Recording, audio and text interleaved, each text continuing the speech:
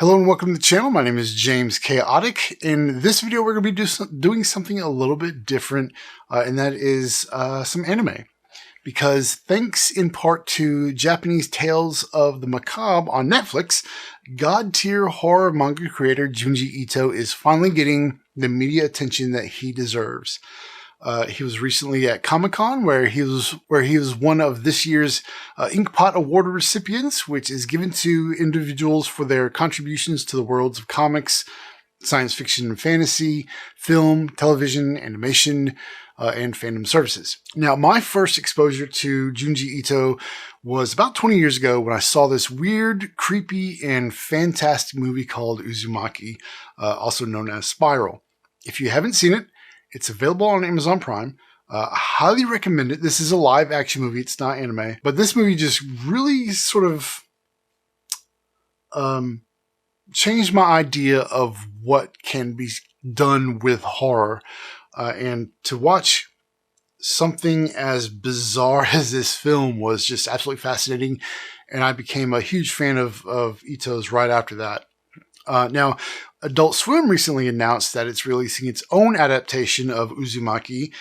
This is going to be a black and white anime series, and that will be released on Toonami later this year. The trailer is up on YouTube, and I'll link that below so you can go and check that out. For this video, however, I want to focus on the two series based on Ito's work that have been released. The first is Japanese Tales of the Macabre on Netflix and the Junji Ito collection on Crunchyroll.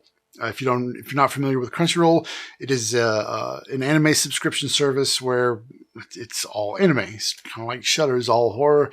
Crunchyroll is all anime, all different types of genres. So, and that one, it's relatively inexpensive, much cheaper than Netflix. I think it's like $7.99. So I'll start off with the Netflix series.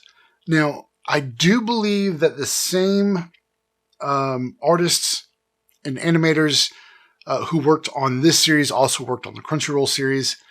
And I believe the actors, they both use the same actors.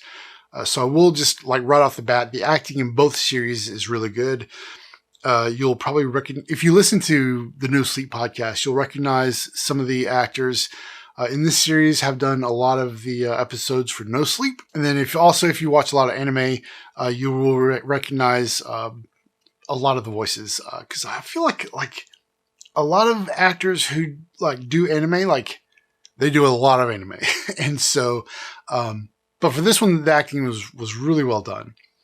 The animation style, I've heard that some people like it, some people don't. I actually don't mind it. It is a little more realistic rather than the typical or stereotypical vision of anime that you might think of with characters with big eyes and very cat-like features.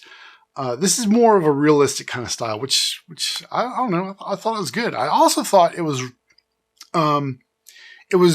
loyal to, or not the, I don't know what word I'm looking for. Not loyal, but it was faithful to the manga. So it was very much in the same style. Now, overall, for the Netflix series, I thought it was decent. My main complaint, this is going to sound silly, but my main complaint is with the opening and closing credits. For the content and the type of content, it just didn't fit. It's not like I didn't like the music. I just thought it didn't fit with the theme of the show, I guess. And I mean, that's just a minor complaint. Now, most of the episodes contain two stories, with the exception of 3 or 4. And each episode is about 24 minutes long, so they're pretty short. And then once you factor in the end and the ending and opening credits, they're about maybe 20 minutes long. So they're pretty quick to get through. Now, I thought they were all pretty well adapted, but I do think that the creators of the Netflix version could have picked some of his more intense stories. The ones in the Netflix show, I think were kind of tame. I don't think they were as scary as a lot of his other stories are. But there are a couple that really stood out to me, and those would be The Long Hair in the Attic and Tomie the Photo. Long Hair in the Attic really, like, this is one of those, like, when you watch Asian horror, you kind of expect, like, long black hair that kind of has, like, a life of its own and moves around the space. It's very much like that. But the story itself was interesting. And it was pretty creepy. I don't think it was, like, as scary, but I think it was better than most of the others. And the other one, Tomie, is part of a larger collection of stories about Tomie. As a matter of fact, I'm currently reading Tomie, the deluxe edition. This is it is thick. But I definitely enjoyed that. And then reading the manga itself, really, really, really good series of stories that all involve the character of Tomie. So those were like the only 2 episodes in the Netflix series that I thought were like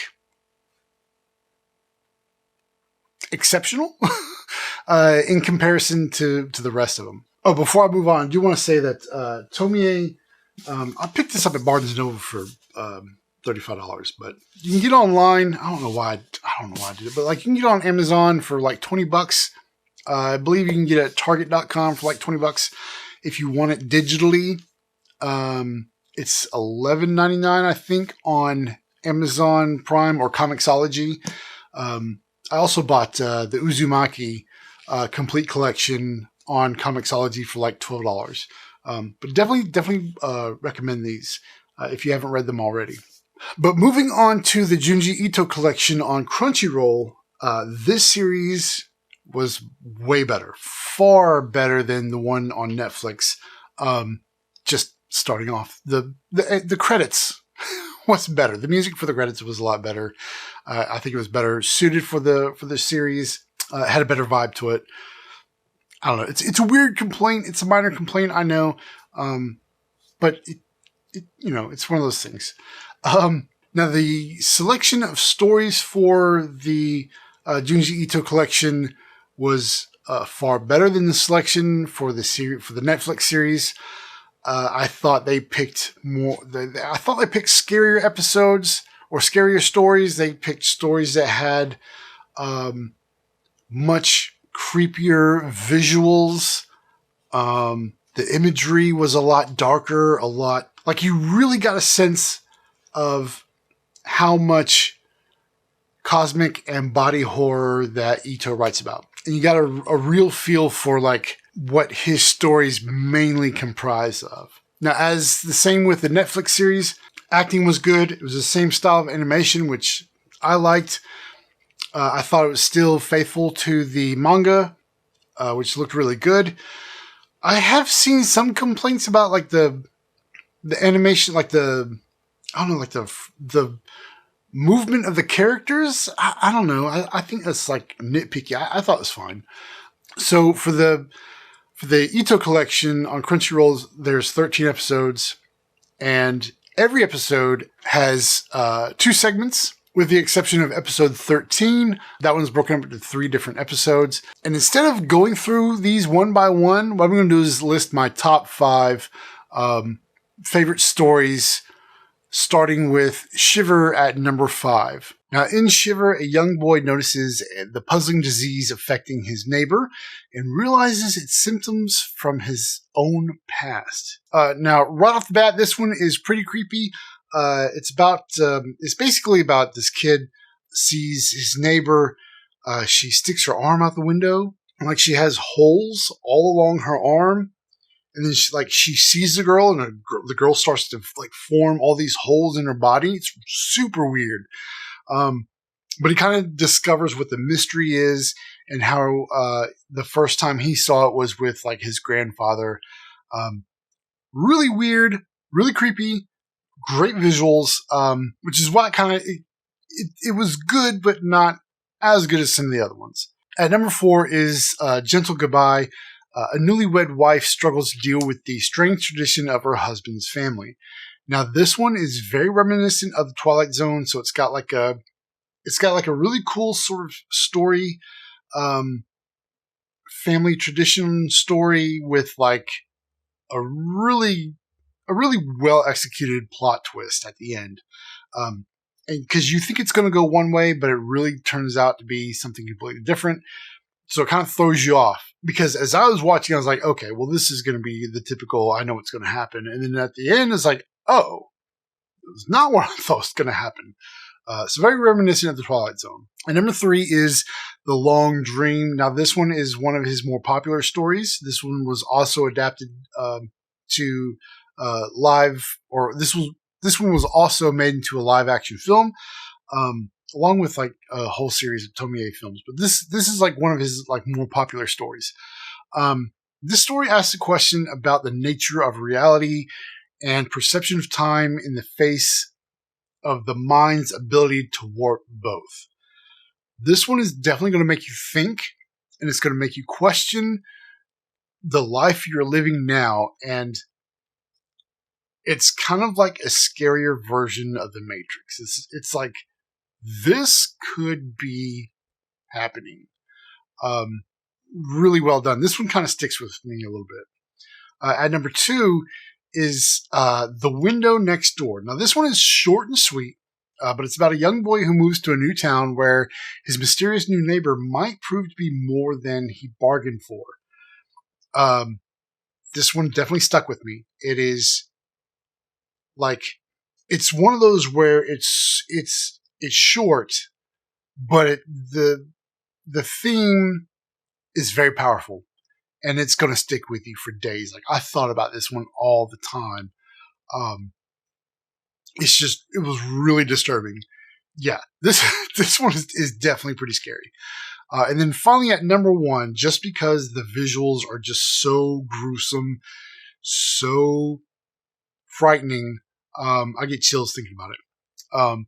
But Fashion Model is about a group of amateur filmmakers who get more than they bargained for when they cast a strange-looking actress in their new indie movie. Definitely one of the creepiest films of the entire series, and even including the Netflix version. Absolutely terrifying. The main character, the model, is just it's creepy as hell. I kind of wish they saved this one for like one of the later episodes, but I guess if you want to convince people to watch your show, you got to start off strong. Now, the main character in Fashion Model also appears in Rumors, which is in episode 12. And when you watch both series, it kind of becomes obvious early on that Junji Ito has built like sort of his own universe where all of his characters and stories are interconnected. And I'm pretty sure that they all take place within like the same town. And I guess like unofficially it's called the Itoverse. And if you go to Viz Media's website, that's the publisher of his manga, you can read Welcome to the Itoverse for free. You don't need an account.